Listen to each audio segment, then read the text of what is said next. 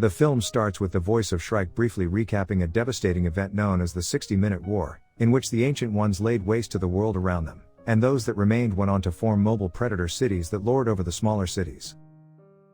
A 28-year-old young woman named Hester Shaw lives in a Bavarian mining town on wheels called Salzhagen. The much larger predator city of London goes after the smaller town via the hunting grounds as the wealthy and well-kept citizens of London cheer like it's a sport. The other people in the small town panic while Hester runs to the front, waiting to be absorbed by London, as she has her eyes set on London's head of the Guild of Historians, Thaddeus Valentine. Within a matter of moments, Salzhagen is brought inside London. A young apprentice historian named Tom Natsworthy meets with Valentine's daughter Catherine as they check out London's little museum of old tech, smartphones, toasters, computers, etc., where Tom is sent by his boss, Chudley Pomeroy, to pick up some tech. The people of Salzhagen are brought in for processing. Valentine descends to oversee things as one of the guards assaults a man from the small town. Hester gets closer to Valentine, which Tom manages to see. He calls out to Valentine to warn him, but Hester manages to stab Valentine quickly. She pulls off her scarf to reveal her facial scar and tells Valentine this is for her mother Pandora. Before she can kill Valentine, she is stopped by Tom, who chases her to a waste chute. Hester is about to jump until Tom grabs her wrist. She tells Tom to ask Valentine what he did to her mother and how he gave Hester her scar before she lets herself free of Tom's grip and falls down the chute. Valentine arrives moments after, and Tom starts to ask what Hester meant by what she said. Valentine responds by pushing Tom down the chute right before Kate and the other people arrive, telling them that Tom fell in as a result of fighting Hester.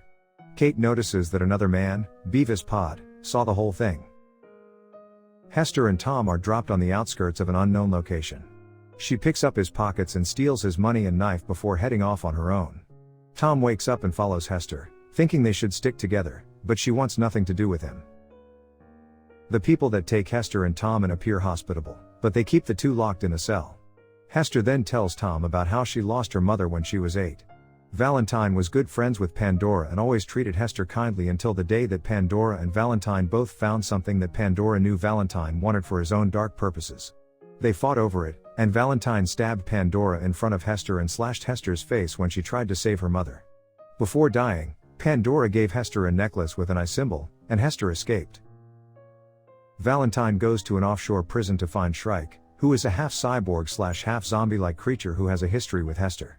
He is angry with her for going back on a promise she made to him, and he wants her dead. Valentine destroys the prison and lets Shrike run free to go after Hester.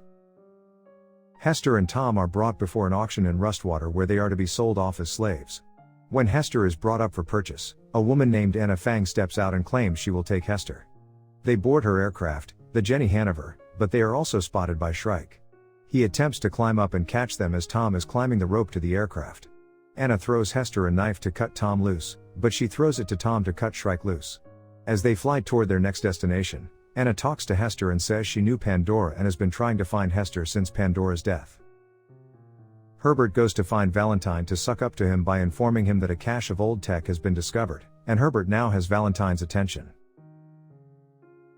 Hester explains to Tom how she knows Shrike. After running away as a child, Shrike found her and raised her for years like his own. He had always noticed how sad Hester was, and he offered a solution to make the pain go away. Shrike revealed a robotic body he made for Hester so that she can die and be reborn as a machine with no memory of the horrors of her childhood. She almost took him up on the offer until she heard about Valentine being close, so she headed off to hunt him down and left Shrike alone and angered by her deception. Anna brings Hester and Tom to Airhaven, where they meet her partners in the Anti-Traction League. She tells Hester that Pandora was trying to hide something from Valentine. She also watches as he shoots down Chrome when he finds the weapon himself. Anna and her team are trying to find a way to stop the weapon, as Valentine is planning to bring it to Shanguo, a non-mobile city that was formerly China, and destroy the wall that seals it off before taking down the rest of the city. Just then, Shrike enters and starts to attack and kill Anna's teammates. Airhaven starts to go down in flames as the survivors try to escape. Shrike goes after Hester and Tom and nearly kills Tom until Hester pleads with him to leave Tom. Shrike realizes Hester is in love with Tom. He also notices he has been heavily damaged in the fight, and he is going to die for good. He releases Hester from her promise and lets her go. She tearfully leaves him, and Shrike's final thoughts are of Hester as a child. She and Tom escape with Anna and a few others. Valentine prepares to take London toward Shanguo. Anna talks to Governor Kwan to help launch the anti-tractionist fleet against London. The heroes fly toward London as they inch closer and closer to the wall. Valentine raises Medusa to fire the first powerful blast against the wall. Kate sees what kind of man her father truly is, and she refuses to side with him. Many of Anna's teammates are shot down and killed as another blast hits the wall. Hester and Anna manage to make it to London and head to St. Paul's.